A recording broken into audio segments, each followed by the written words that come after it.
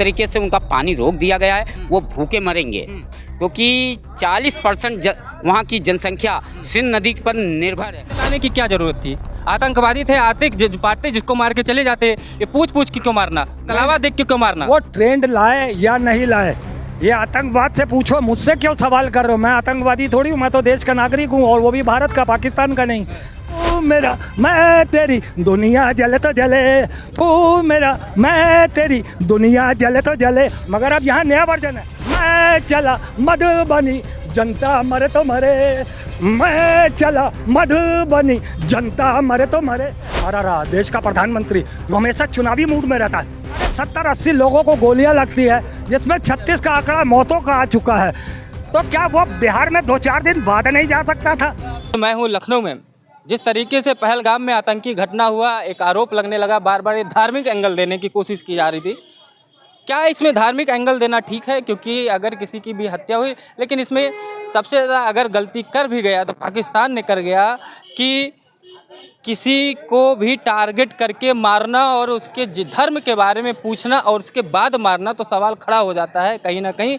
लेकिन ये हिंदुस्तान है, हर एंगल से सोचना पड़ेगा कहीं ना कहीं कि दुश्मन कहीं इसमें कोई नया चाल तो नहीं कि भारत ने कहीं ना कहीं हिंदू मुसलमानों के बीच में झगड़ा पैदा किया जाए। इन तमाम मुद्दों पर आइए हमारे साथ कुछ लोग हैं, बात करते हैं, क्योंकि जनता ही मालिक होती है देश की और जनता ही बताएगी। क्या कहेंगे भैया, ये नई साजिश तो नहीं निकल के आ गई कि हिंदू मुसलमान में कहीं ना कहीं वैमनस्यता पैदा किया जाए, भारत में अस्थिरता पैदा किया जाए, जिसका फ़ायदा कहीं ना कहीं पाकिस्तान को हो? निश्चित रूप से पाकिस्तान ये सोचता है कि यहाँ पर जिस तरीके से पाकिस्तान में जगह जगह प्रांतों में विद्रोह हो रहा है, वो यहाँ भी इसी सोच से कराना चाहता है।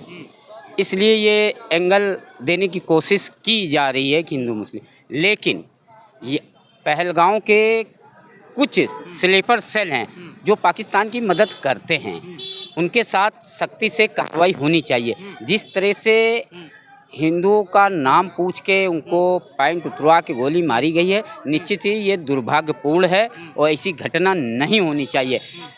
आज पाकिस्तान में जो स्थितियां हैं उसका करारा जवाब भारतीय जनता पार्टी के नेतृत्व में भारत सरकार निश्चित रूप से देगी।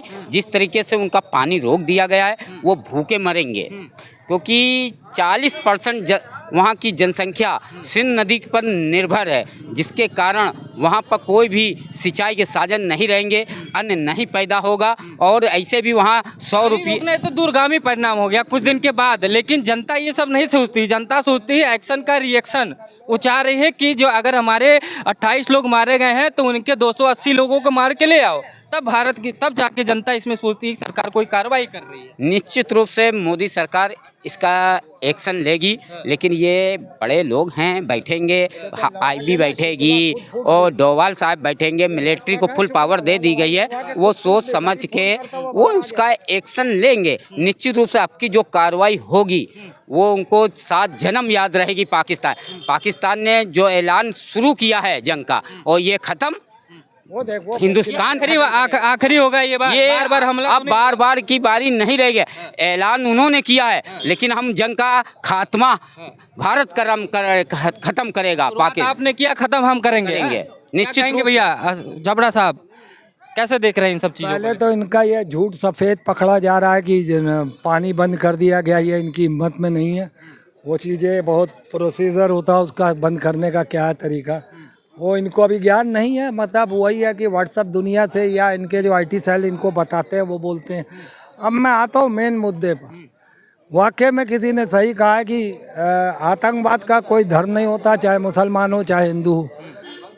यकीनन एक बहुत बड़ी घटना हुई है 22 तारीख को कश्मीर में, और वो एक स्वर्ग कहलाने वाला कश्मीर, वहाँ पर बुरी तरीके से मातम मना है। बिल्कुल यकीनन देशवासियों को दुख है।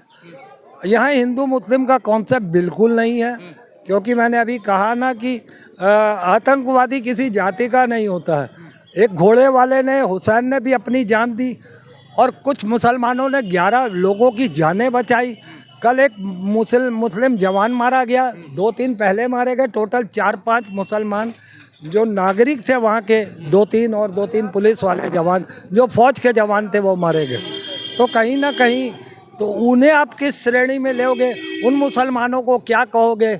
और ये कहेंगे लेकिन जो आए थे आतंकवादी वो सीमा पार से आए थे, ये बचाने वाले ये हमारे कश्मीरी हिंदुस्तान के लोग थे, वो हिंदुस्तानी मुसलमान हो गए। वो जो सीमा पार के आए थे वो तो हमारे देश के थे नहीं, तो उन्होंने क्यों टारगेट करके कि हम हिंदू हो तभी मारेंगे तुमको? देखिए, पहलगाम से 150 किलोमीटर दूर है बॉर्डर, और बॉर्डर में सुरक्षा बीएसएफ की। बीएसएफ किसके अंडर में आता है? केंद्र सरकार के अंडर में आता है।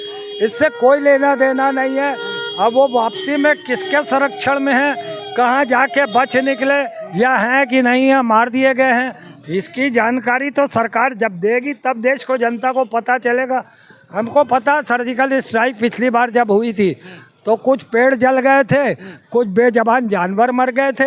आंकड़ा तो नहीं, ये गलत मत बोलिए। नहीं, ये भारतीय सेना झूठ बोलेगी। यानी आपको ना अपने देश के ऊपर भरोसा है ना अपने भारतीय सेना के ऊपर भरोसा है। पेड़ जलाने के लिए सेना आ गई थी। हमारे पास वीडियो नहीं आया, हम क्यों सेना को गलत? हर एक चीज वीडियो दिखाएंगे तभी मानेंगे। बिल्कुल, ये भी वीडियो मान लीजिए ना, अगर वो औरत कह रही है कि वो धर्म पूछ के मारे, कलमा पढ़ा के मारे, तो ये भी मान लीजिए। बिल्कुल कहा होगा उस औरत ने, मगर इसका ये मतलब नहीं है कि 60-70 आदमी को गोली लगती है और 4 आदमी आए हैं। सबसे ये सवाल, मैं मानता हूँ एक आधे से जो डर दिखाने के लिए कि हाँ मोदी को बता देना हम ठोक के चले गए, मैं मान सकता हूँ, मगर क्या जब 70-80 आदमी को गोली लगती है तो हर आदमी का प्राइवेट पार्ट चेक करेगा, उससे कलमा पढ़ाएगा, उससे उसका नाम पूछेगा? तो आप जरा मैनिपुलेट पैंट खुली हुई थी, अंडरवियर में वीडियो आई कि नहीं आई है?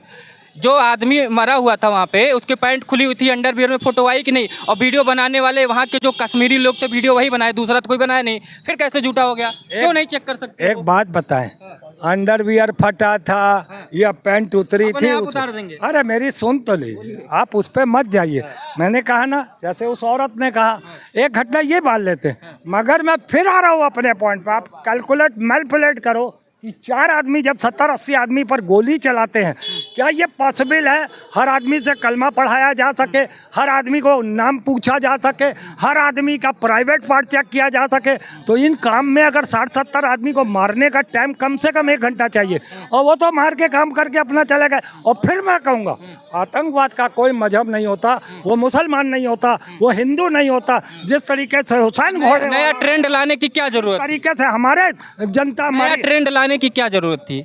आतंकवादी थे, पार्टी जिसको मार के चले जाते, ये पूछ के क्यों मारना? कलावा देख के क्यों मारना? वो ट्रेंड लाए या नहीं लाए, ये आतंकवाद से पूछो, मुझसे क्यों सवाल कर रहे हो? मैं आतंकवादी थोड़ी हूँ, मैं तो देश का नागरिक हूँ, और वो भी भारत का, पाकिस्तान का नहीं। तो आप जो मुझसे सवाल करना वो करिए, तो कर रहे हैं ना? है ना? मैं क्यों डिफेंड करूँगा? मैं डिफेंड करूँगा तो पहली बार लाइन में मैंने कहा कि मुझे भी अपने देशवासियों के मरने का दुख है। नहीं, वो जो धर्म एंगल वाले पूछा था, तो आप उसमें कह रहे हैं कि नहीं। सुनो, तू मेरा मैं तेरी दुनिया जले तो जले, तू मेरा मैं तेरी दुनिया जले तो जले। मगर अब यहाँ नया वर्जन है, मैं चला मधुबनी जनता मरे तो मरे, मैं चला मधुबनी जनता मरे तो मरे। ये है हमारा देश का प्रधानमंत्री, जो हमेशा चुनावी मूड में रहता है, वो लाशों पर सत्ता करने वाला। अब क्या कहें दरिंदा इंसान नरेंद्र मोदी, क्यों आप लोग इनका साथ देते हैं? ऐसे लोगों को जो सांप्रदायिक बात करते हैं और जाके सत्ता के लिए बिहार पहुंच जाते हैं। पुलवामा में भी तो यही किया था ना इसने, कि शहीदों के नाम से 1 वोट दे दो। आज फिर मांगेगा जनता के नाम से 1 वोट दे दो। मगर आपको अगर मेरे एक्शन चाहिए कि मोदी कहाँ गए वो चाहिए। एक्शन पे तो मैंने देखा था, एक्शन पे मैं देखा था, वो उतरा सऊदी अरेबिया से और बाथरूम में घुस के मीटिंग ले रहा है। सबने देखा एयरपोर्ट बाथरूम में मीटिंग ले रहा है। आप सुनते जाइएगा पूरी बात। कल विपक्षी दल की पूरे दल की मीटिंग थी, जो पूरी कमेटी की, चाहे विपक्ष, संसदीय बैठक, बिल्कुल सही, संसदीय बैठक थी। नरेंद्र मोदी वहाँ चुनाव प्रचार में था, है ना? रक्षा मंत्री थे ना, गृह मंत्री थे ना, मेरी बात सुनिए, जेपी नड्डा थे ना। अरे सुन लीजिए। देश में इतना, वही तो चीज है ना, आप लोगों की बेशर्मी किस हद तक है। आप तो चौथा स्तंभ हो, आपको ऐसी बात नहीं करनी चाहिए। दोनों तरफ से बात करते हैं भाई, ना हम आपको डिफेंड करेंगे ना हम उनको डिफेंड करेंगे। आपके मन की सवाल तो आपकी, उनके मन की सवाल तो आपकी। मेरी लाइन तो सुन लीजिए। देश में इतना नाजुक मुद्दा गुजरा है, हमारे 70-80 लोगों को गोलियां लगती है, जिसमें 36 का आंकड़ा मौतों का आ चुका है। तो क्या वो बिहार में 2-4 दिन बाद नहीं जा सकता था? जब उसने ये कहा कि मौसम का बहाना करके वहाँ की योजनाओं को कैंसिल कर दिया कि हम वंदे मातरम को अभी झंडी नहीं दिखाएंगे, तो जो हमारे जवान मरे हैं, क्या उस पर वो 4 दिन बाद 1 मिनट पूरी होने दीजिएगा, 4 दिन बाद नहीं जा सकता था? मगर वो गया। क्यों गया? ये शर्मनाक है। और इसीलिए मैं कह रहा हूँ, वो हमेशा चुनावी मूड में रहता है, उसको कोई लेना देना नहीं है जनता से। चाहे पाकिस्तान की, एक मिनट, देश का काम ठप कर दें, पाकिस्तान की बैठे रहें एक मिनट, चाहे देश की जनता मरे, चाहे पाकिस्तान की जनता मरे, उसको सिर्फ अपनी सत्ता प्यारी है। मेरी लाइन किसको नहीं प्यारी है बताइए?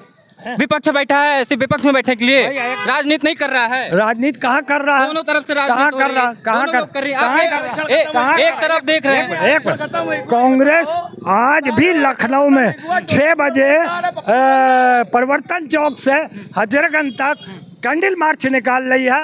हमारे राहुल गांधी जी कश्मीर कहिए ना कि हमारे राहुल गांधी जी, आगे बात पे